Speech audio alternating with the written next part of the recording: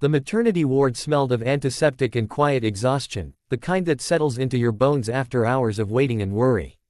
Nurses moved softly down the corridor, their shoes barely whispering against the polished floor.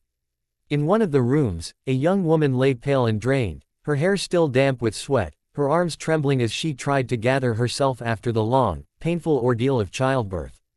The baby slept in a clear plastic crib beside her, tiny chest rising and falling in fragile rhythm. This should have been a moment of peace, of relief, of cautious joy. Instead, tension filled the air like a storm cloud refusing to pass. The door burst open without warning, and the silence shattered. Her mother-in-law stood there, stiff-backed and sharp-eyed, her lips pressed into a thin line that spoke of judgment long before any words were spoken. She didn't ask how the birth had gone. She didn't glance at the newborn. Her gaze locked onto the exhausted woman in the bed with cold precision. In a voice that cut through the room, she declared that this was no place for her anymore, that she had caused enough trouble, that it was time to leave. Each sentence landed like a slap, cruel and unnecessary, especially in a place meant for healing. The young woman tried to speak, but her throat tightened. Tears welled up, not from physical pain now, but from humiliation and disbelief. She had imagined many things after giving birth: fear, relief, overwhelming love, but not this. Not being told she was unwanted while still lying in a hospital bed. The mother-in-law paced the room, listing grievances from the past, twisting half-truths into accusations, as if this moment were a courtroom and not a maternity ward. Nurses hovered uneasily near the doorway, unsure whether to intervene. "Don't pretend you belong here," the older woman snapped. "You've always been rushing to the wrong station in life." The words hung heavy, cruelly poetic in their finality. The young mother clutched the edge of the blanket, staring at the ceiling, fighting the urge to disappear. She felt abandoned not just by her husband, who was mysteriously absent, but by the future she thought she was building. Then something changed. Footsteps echoed in the hallway, slower, deliberate. A shadow crossed the doorway. The mother-in-law turned mid-sentence, irritation already etched on her face, prepared to scold whoever dared interrupt her. But when she saw who stood there, her voice died instantly. Her mouth opened slightly, then closed again. For the first time, she had nothing to say. The unexpected guest stepped into the room calmly, authority radiating without effort.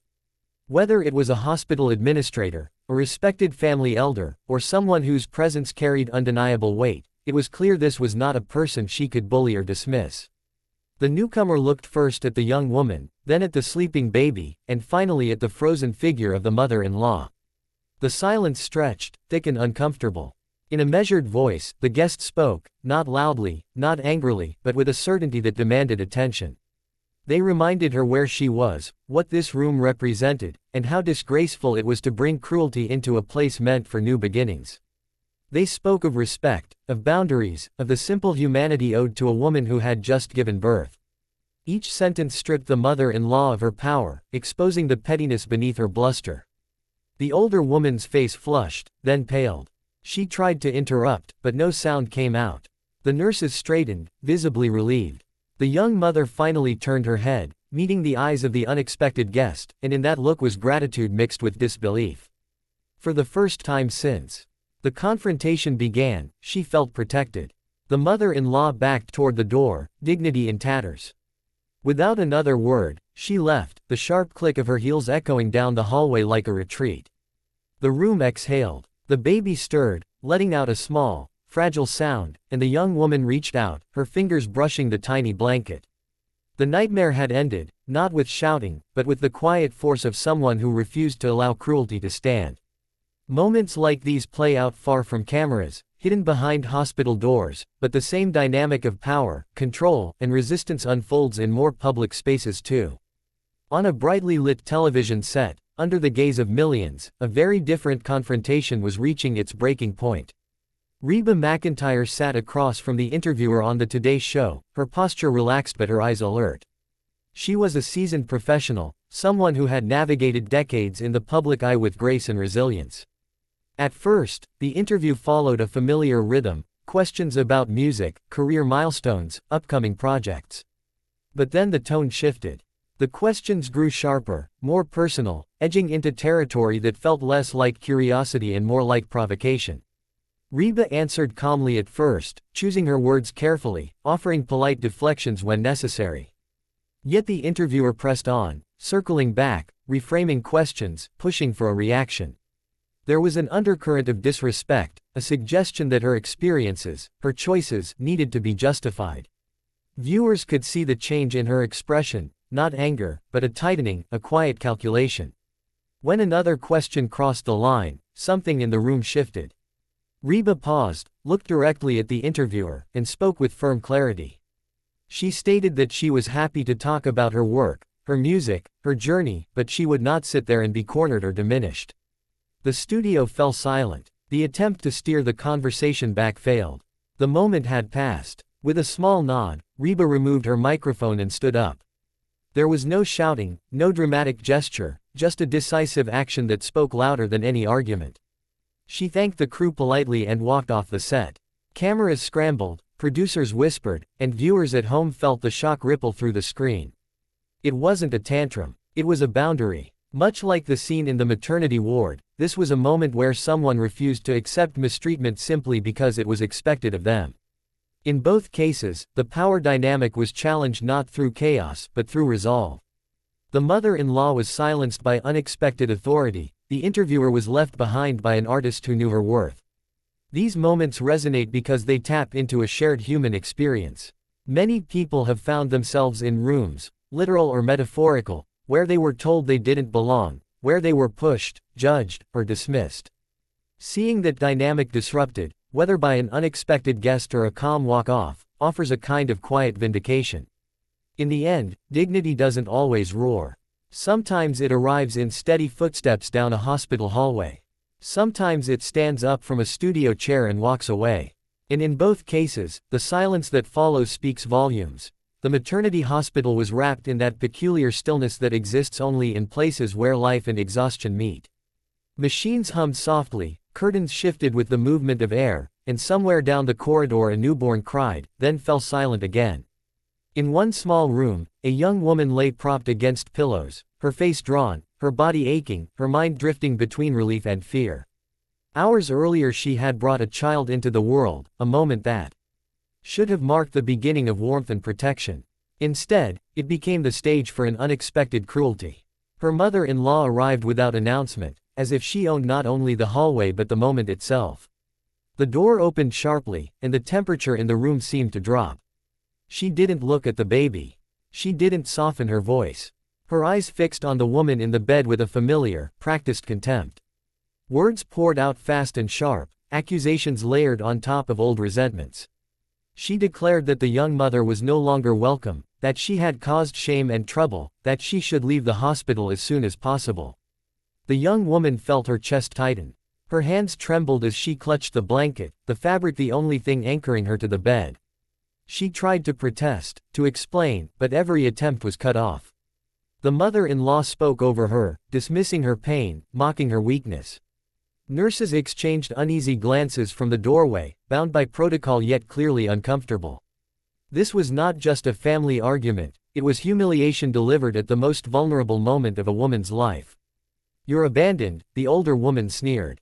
"You always run, but never to the right place. Not the right home, not the right future." The phrase struck deep, echoing fears the young mother had tried desperately to silence. Her husband was absent. Her support system felt distant. For a brief, terrifying moment, the words almost felt true. Then the hallway filled with the sound of footsteps, calm, unhurried, unmistakably confident. The mother-in-law was mid-sentence when she turned toward the door, irritation ready to spill out once more. But when she saw who had arrived, her expression froze. The transformation was instant and complete. The sharp tongue fell silent. Her posture stiffened, and the room filled with a heavy pause. The unexpected guest entered without raising their voice or their hands. Their presence alone shifted the balance. They greeted the nurses politely, acknowledged the young woman with a gentle nod, and then faced the mother-in-law directly. What followed was not a shouting match, but something far more powerful. In clear, controlled language, they reminded her of where she was, of the rules of the hospital, of the basic decency owed to a woman who had just given birth. Each sentence landed with precision. There was no room left for argument. The mother-in-law attempted to respond, but the words tangled in her throat. For once, she was the one without authority. The nurses stood taller. The young mother felt a pressure lift from her chest, replaced by a fragile sense of safety. Defeated, the older woman retreated. She left the room without a final insult, without a triumphant glance. The door closed behind her, and the silence that followed was different, lighter, almost kind. The young woman turned toward her child, tears spilling freely now, but these were not only tears of pain. They were tears of relief. Someone had stood between her and cruelty when she could not stand herself. Scenes like this unfold quietly every day, unnoticed by the world, yet they shape lives in profound ways. The power to speak up, to intervene, to draw a line, can transform a moment of despair into one of survival. The same principle plays out far from hospital walls, under bright lights and rolling cameras, where power and pressure take different forms. On the Today Show set, Reba McEntire sat under the studio lights, her expression composed, her voice steady. She had been interviewed countless times before and understood the rhythms of live television. The conversation began smoothly, touching on her music, her legacy, the projects she loved. But gradually, the questions shifted. They grew more invasive, less about her work and more about her personal life, her choices, her past struggles. At first, Reba responded with grace, redirecting where she could, offering measured answers that maintained her dignity.